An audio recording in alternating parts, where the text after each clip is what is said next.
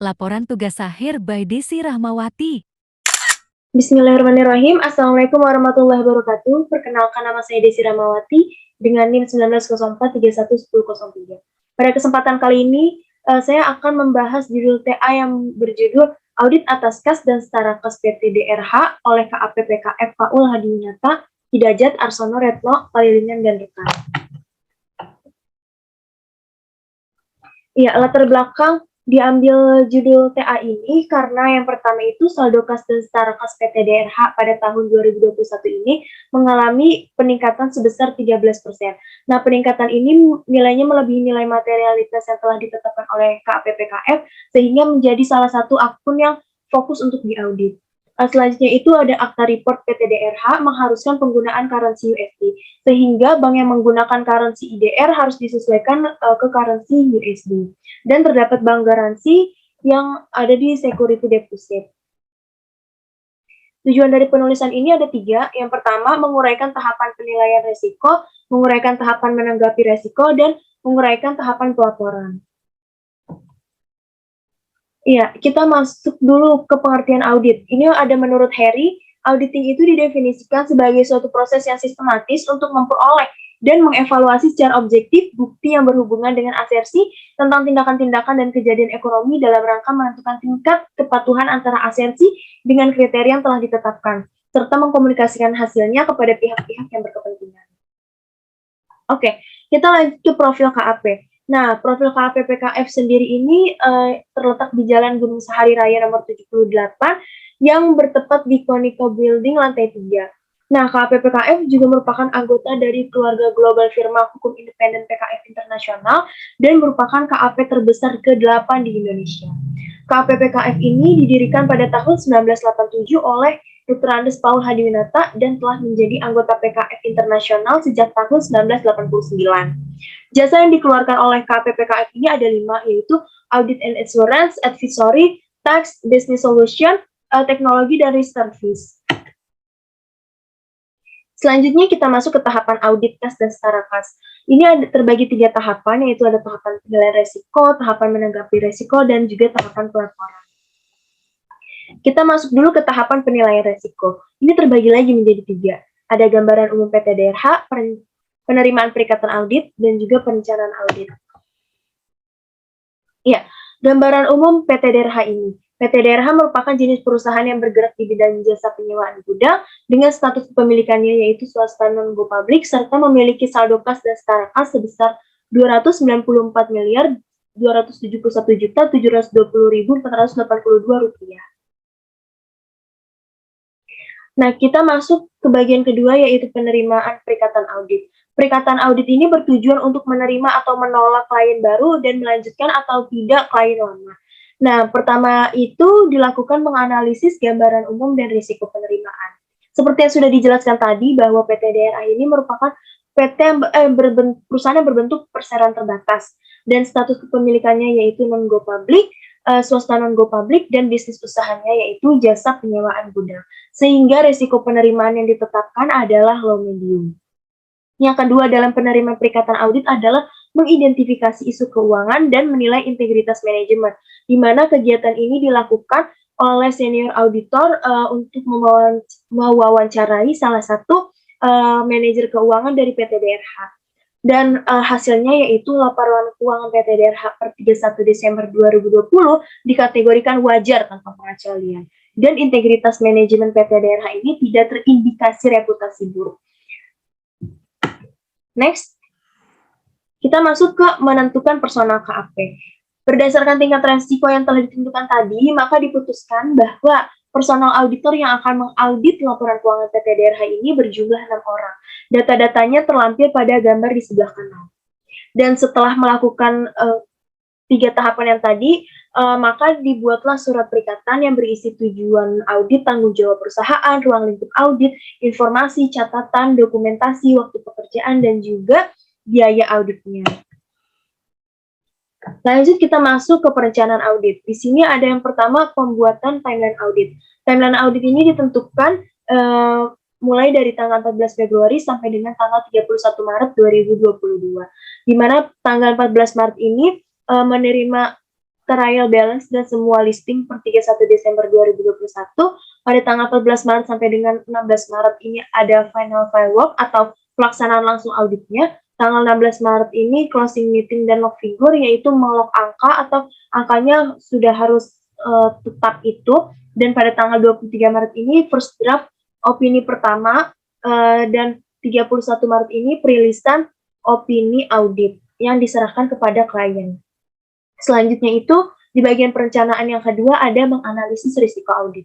Di mana di sini ada dua, yaitu risiko bawaan dan juga risiko pengendalian. Di mana risiko bawaan ini banyaknya rincian akun kas dan setara kas yang berpotensi salah saji. Dan risiko pengendaliannya, walaupun sudah tersedia bank statement, tetapi masih ditemukan ketidaksesuaian antara bank statement dan juga buku besar. Next, di perencanaan audit yang ketiga yaitu membuat prosedur audit. Di sini ada 8 prosedur dan juga ada asersinya. Dan yang keempat yaitu melakukan permintaan data. Di mana permintaan data ini kita buatkan draft data itu dan dikirimkan melalui email. Data yang kita minta yaitu laporan keuangan per 31 Desember 2021, buku besar dan juga dokumen pendukung. Next, perencanaan audit yang terakhir yaitu menentukan nilai materialitas. Di sini kita menggunakan benchmark atau tolak ukur, di mana benchmark ini ditentukan berdasarkan risiko penerimaannya dan juga status kepemilikannya. Karena PT daerah ini status kepemilikannya swasta non-go publik, terus dia bidang jasanya penyewaan gudang yang merupakan termasuk ke dalam jenis commercial entity, maka ditentukan benchmarknya kita menggunakan profit before tax sebesar 10%. Setelah itu kita masuk menentukan overall material, terus performa material dan juga sum. Di mana overall material sendiri ini merupakan nilai materialitas atas keseluruhan laporan keuangan yang akan mempengaruhi opini audit. Ini ditentukan 10% itu atas benchmark yang telah tadi ditentukan melalui risiko penerimaannya, yaitu 10% dari profit before tax. Dan yang kedua itu performance materiality ini merupakan nilai materialitas yang di bawah nilai OM, di mana nilai ini berfungsi untuk menentukan bukti-bukti audit. Nah, ini persentasenya itu 75% ditetapkan berdasarkan risiko penerimaan yang tadi, bahwa perusahaan PT DRH ini memiliki risiko medium, yaitu ditentukan sebesar 75% dari OM-nya. Jika dia high, dikenakan 70%, jika dia low dikenakan 80%. Setelah itu sum sebesar 15%. Sum ini itu merupakan ambang batas nilai yang tidak perlu dilakukan penyesuaian karena tidak berpengaruh kepada opini audit. Nilai sum ini 5% dari PM. Nah, berdasarkan nilai materialitas yang sudah ditentukan tadi, jika terdapat salah saji di bawah nilai OM, tetapi lebih tinggi dari PM, maka tetap harus dilakukan penyesuaian. Dikarenakan jika tidak melakukan penyesuaian akan berpengaruh pada opini auditnya. Next, kita masuk ke tahapan yang kedua nih, tahapan menanggapi resiko. Ada program audit dan pekerjaan lapangan audit. Di mana program audit ini sendiri terdiri dari 8 yang tadi, yaitu ada lead sheet, tes bank rekonsiliasi, cash count, bank konfirmasi, tes time deposit, summary bank garansi, translation test foreign currency, dan juga presentation and disclosure. Dengan berbagai asersi yang ditetapkan oleh ISA 315. Next, ke pekerjaan lapangan audit. Ini ada tadi yang udah disebutkan ada 8. Ya, kita langsung aja masuk ke yang pertama, yaitu membuat lead sheet. Nah, lead sheet ini digunakan untuk meringkas informasi yang dicatat dari berbagai akun terkait, serta tiap akun yang ada di trial balance tahun sebelumnya dan juga tahun pelaksanaan audit. Di sini disajikan akun-akun tahun sebelumnya, yaitu di prelim, TB, ada IDR, ada USD, dan juga ini tahun saat ini dan juga tahun sebelumnya di Rep 1220 untuk menyajikan trial balance pada tahun 2020. Next, kita membuat rekonsiliasi bank. Nah, rekonsiliasi bank ini digunakan untuk menyesuaikan informasi yang terkait yang ada pada bank dan juga pada perusahaan. Nah, setelah kita menentukan ini, ternyata ada selisih antara perusahaan dan bank. Hal ini terjadi karena terdapat selisih kurs, perbedaan selisih kurs. Karena kurs kita PT DRH itu menggunakan kurs harian, sedangkan kurs banknya itu menggunakan kurs setengah per 31 Desember 2021. Maka dari itu perlu dibuatkan penyesuaian. Seperti yang ada di gambar ketiga ini. Nah, sebenarnya nilai dari selisih ini di bawah nilai sum. Kenapa tetap harus dibuat penyesuaian? Dikarenakan akun kas dan setara kas ini kan merupakan akun real, yang mana akun real itu di laporan keuangan akan dibawa terus-menerus. Maka dari itu perlunya dibuat penyesuaian agar selisih ini tidak menjadi besar di laporan keuangan berikutnya.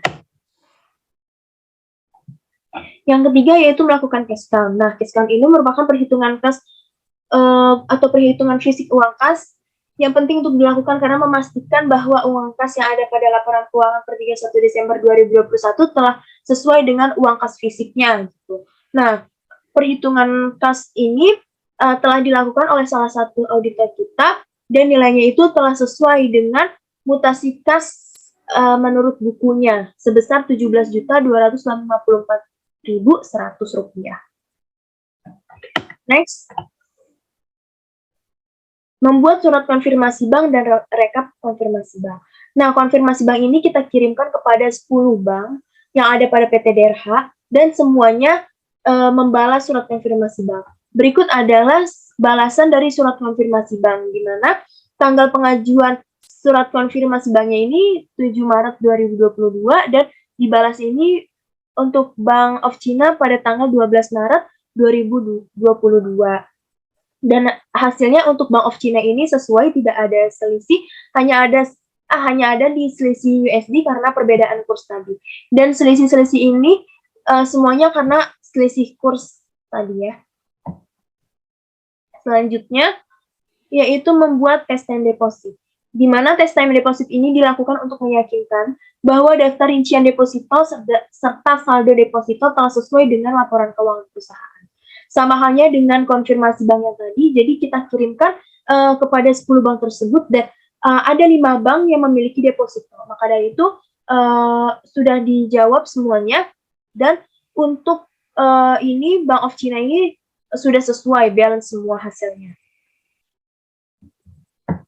Next, kita masuk ke membuat summary bank garansi, di mana prosedur ini dilakukan untuk meninjau semua garansi bank selama bulan Januari sampai dengan Desember 2021 dengan merangkum surat kontrak bank garansi ini. Nah, di sini terdapat 2 surat kontrak, yaitu sebesar 1.194.858.400 rupiah dan juga surat kontrak yang kedua sebesar 1.262.456.000. Dan hasil ini ketika dijumlahkan sudah sesuai dengan laporan keuangan per 31 Desember 2021. Next, kita membuat test translation of foreign currency, di mana ini mengkonversi mata uang asing yang dilakukan untuk memastikan kurs yang digunakan PT DRH dalam perhitungannya sudah sesuai dengan kurs tengah BI per 31 Desember 2021. Dan hasil tes ini bahwa ada selisih yang terjadi karena perbedaan kurs yang digunakan. Dan yang terakhir yaitu membuat presentation disclosure atau yang biasa disebut PND. Nah, presentation and disclosure ini dibuat untuk mengetahui kesesuaian saldo antara delete sheet dengan financial statement dan memastikan bahwa semua transaksi telah dicatat dengan tepat. Nah, pada akun kas dan setara kas PT DRH ini sudah dikatakan tepat karena tidak ada selisih pada tahun 2021 maupun 2020, di mana difference-nya ini 0 ya. Dan pencatatannya itu sudah sesuai bahwa yang ada di cash on hand, cash in bank, dan juga test time, dan juga time depositnya. Tahapan terakhir dari audit itu yaitu tahapan pelaporan, di mana opini audit yang dikeluarkan oleh KAPPKF Hadiwinata ini terhadap akun kas dan setara kas serta laporan keuangan PT DRH per 31 Desember 2021 terlampir menyajikan secara wajar tanpa pengecualian. Dan terakhir kesimpulannya yaitu KPPKF Hadiwinata telah melaksanakan audit kas dan setara kas per 31 Desember 2021 yang terdiri dari 3 tahapan, yaitu tahapan menilai resiko, tahapan menanggapi resiko, dan juga tahapan pelaporan. Sekian pemaparan audit atas kas dan setara kas PT DRH. Kurang lebihnya mohon maaf. Wassalamualaikum warahmatullahi wabarakatuh.